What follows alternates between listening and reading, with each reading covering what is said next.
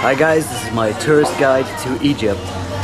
Later I'm gonna take a taxi and show you what happens if you don't know what you're doing. I'll take one for the team and see how much he charges me. Probably a lot, as much as you can get I think. Then we're gonna take a walk around the pyramids, but actually we're gonna do that first. I might show it later, I don't know, it's all editing and stuff that is. These are the pyramids by the way. This is the Sphinx entrance. You're probably a lot better off using the entrance at the Great Pyramid. It's just over that hill, and here's the Great Pyramid. Not that one, as most people think. It does look bigger from some angles. Right, first thing you need to know is all these people want your money. They don't have any of their own. They harm us, but they do want your money, and it can get tiring just dealing with them. As soon as you get in through the gate, oh, you have to be searched as well, scanned, all this stuff. As soon as you get in through the gate, some guy's going to want your ticket. He wants to offer himself as a guide. I would probably just say yeah, to be honest, if you don't want any hassle, because you're going to be saying no a lot. But if you get one guy with you showing you around, then the others will leave you alone. Or he'll have to deal with them, not you. Me, I don't want a guide. I want to be left alone, so I'm going to have to say no a lot.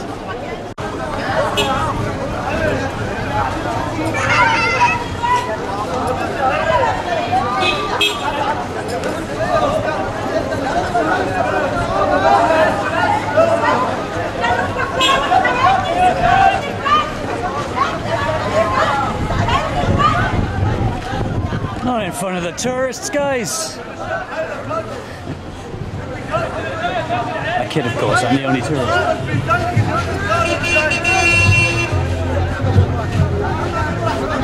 Well, getting in the gate that time was a little bit easier. As usual, the guy tried to take the ticket and offer his services as a guide. I took that back off him. They also try and tell you, if you go for the Sphinx entrance, they'll tell you that the ticket is only for the Sphinx area. It's complete nonsense. The 60 Egyptian pound ticket that you buy gets you access to everything except inside the big triangle. And I think you have to pay extra to go see the boat in the museum, but it's a boat in a museum. To be honest, I'm not interested in seeing a boat in a museum, but it doesn't even float. Here we see clear evidence that the facing stones of the pyramids were cut by alien lasers. Only stormtroopers can be that accurate. This is the Sony Handycam picture jitter. They really don't like the heat. I was just wondering if this is a toilet or something. Let me go and have a look. I don't know how well you can see it with the camera shaking around like that. Let's put it on night style. That goes down a long way. Oh, what goes down there? If only they could be bothered to take all this rubbish out. Alright, I found a nice place in the shade. If you're travelling alone, you can latch on to a tourist group if you don't want to be bothered. I prefer not to. You will get bothered. The little kids here, they try and give you gifts and then they hang around asking for money. I just caught one trying to pick my pocket and well, I threatened to kick his teeth down his throat. Actually, let's have a look. He's over here somewhere. A yellow t-shirt. Where is he? I've been following him around for a while. Every time I see him talk to someone, I tell him, there he is. Let's have a look. Come here, come here. Where are you? There he is, hiding behind that thing. Was he ever taking a leak? No. Asshole. Right, just give you a sense of the scale of these things. That's the Great Pyramid over there. It looks like about 100 foot tall from here. It's 480. It's actually a lot bigger than this one over here. But you've got some people to give it some scale. Those things there are little ants. They're the people. And here's the pyramid.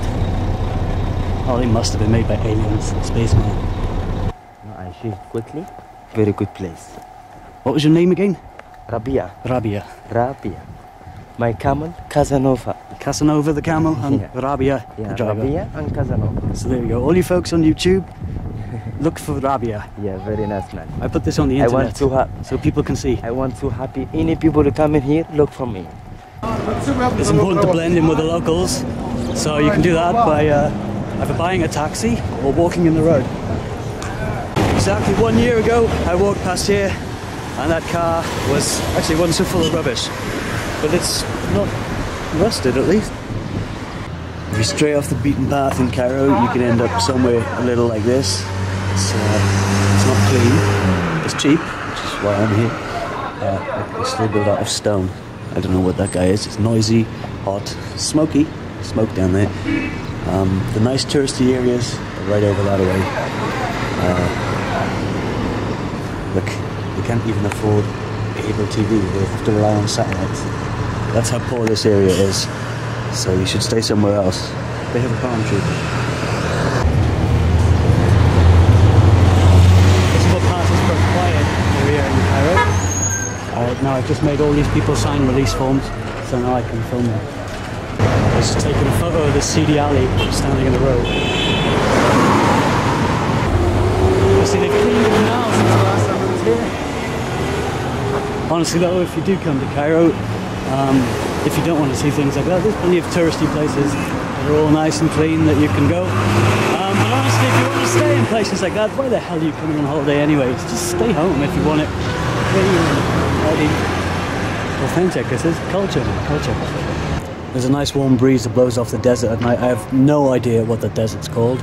In fact, it amazes me that people even give them names. Like, you're going to ask directions, why would you go there?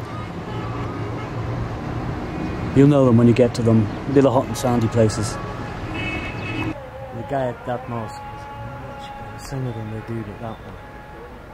I honestly used to think that there was a guy like Indiana Jones and he climbed up the tower and shouted. And they got big ass speakers up there. Don't expect to get much sleep in Cairo. Well, they do this at the last lights. They do it at first light, they do it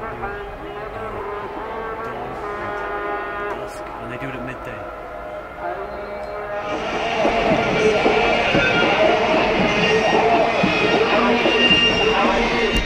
Still better than Justin Bieber.